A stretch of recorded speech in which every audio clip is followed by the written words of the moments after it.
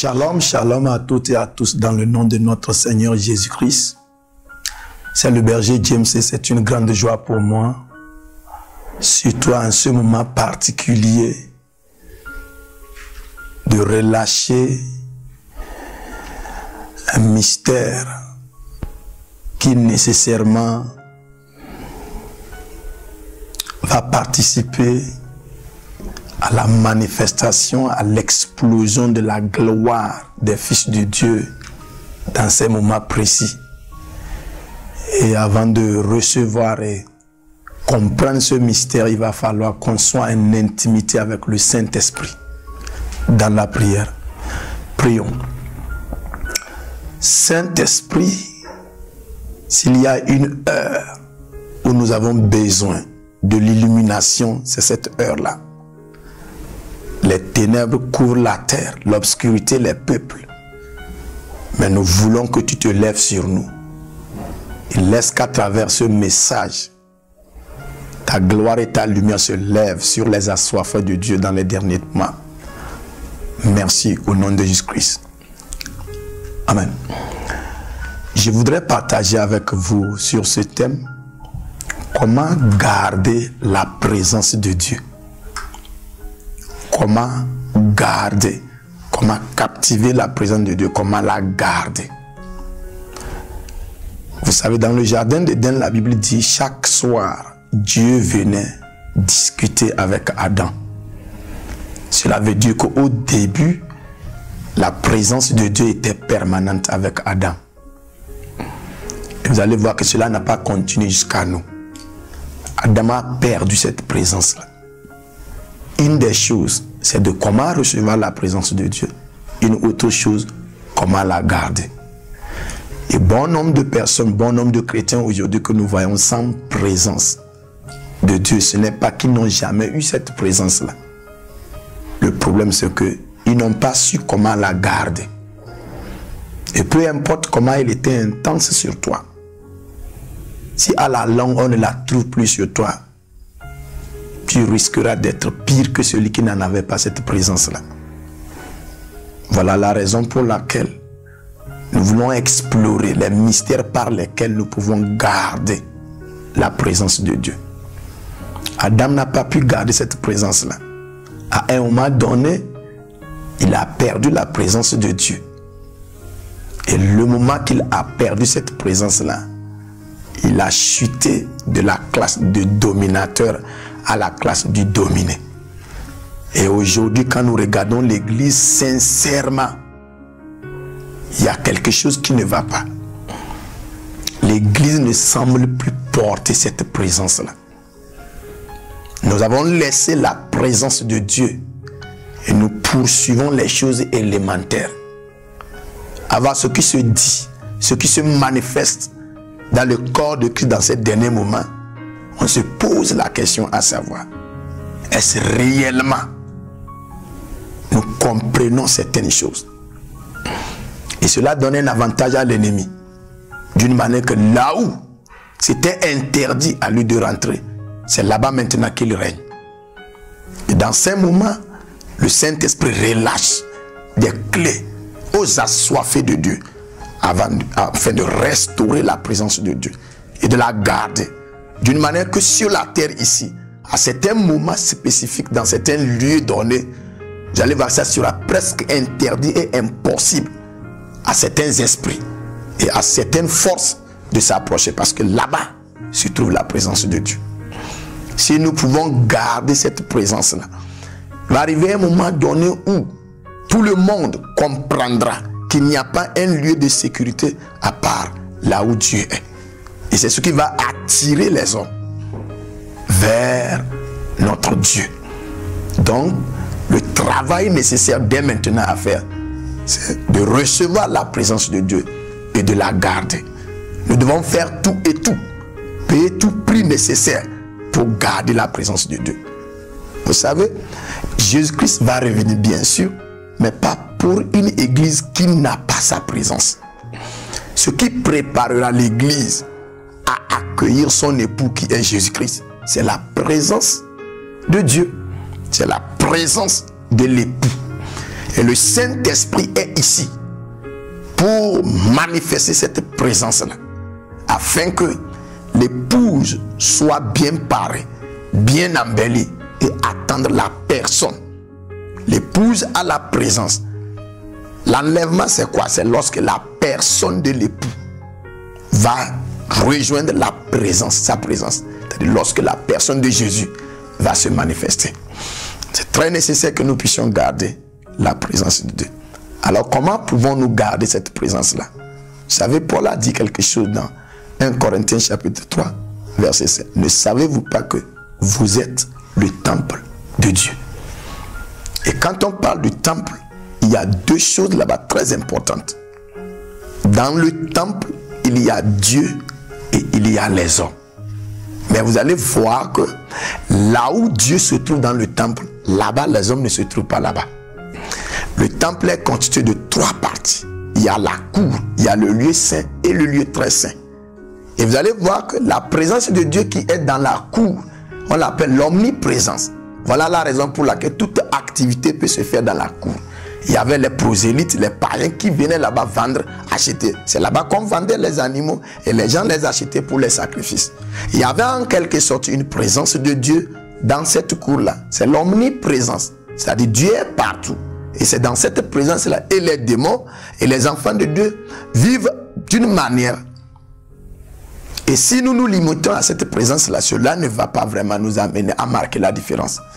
Alors dans notre corps, il y a une partie qui est semblable à la cour. Que nous devons savoir, là-bas il faut mettre quoi? Et vous allez voir que dans le temple, il y a le lieu saint. C'est là-bas que se trouvent les sacrificateurs. Et dans le lieu saint, c'est rien que les sacrifices qui se font. Alors vous allez comprendre par là que la présence de Dieu qui est dans le lieu saint s'appelle Emmanuel présence. Là-bas, Dieu est avec les gens qui sont là-bas. Et dans notre vie, il y a des dimensions de notre vie où ça doit être la présence, Emmanuel présence qui doit être là-bas. Autrement dit, il y a un lieu où nous pouvons garder l'omniprésence. Il y a un autre lieu là-bas, nous n'allons pas amener l'omniprésence. Parce que dans ce lieu-là, il y a interdiction à certains esprits de rentrer. Donc, dans la cour, il y a l'omniprésence. Dans le lieu saint, il y a Emmanuel présence. Dieu est avec certaines personnes spécifiquement. C'est dans ce moment que vous allez voir que vous n'allez pas permettre que les gens qui n'ont pas la présence de Dieu rentrent dans la communication avec vous. Il y a certains moments donnés, vous devez faire tout et tout. Mettre une limite, une interdiction à certaines personnes qui ne manifestent pas la présence de Dieu, qui ne connaissent rien de la présence de Dieu, de s'approcher de vous. Et l'autre troisième lieu, le troisième lieu dans le temple, c'était le lieu très saint. Et là-bas, le sacrificateur rentre une seule fois par an. Et qu'est-ce qui se passe? Avant de rentrer là-bas, il doit prendre l'ascensoir, il met de l'encens, et quand la fumée monte sur lui, en quelque sorte, cette fumée-là représente une certaine présence miséricordieuse de Dieu. Et quand Dieu voit ça, symbole de la gloire de Dieu, il peut fermer les yeux sur les péchés du souverain sacrificateur. Et le souverain sacrificateur rentre dans la présence intense de Dieu où il présente les supplications de la population. Alors, c'est là-bas que réside la présence de Dieu. Et là se trouve Shekinah présence.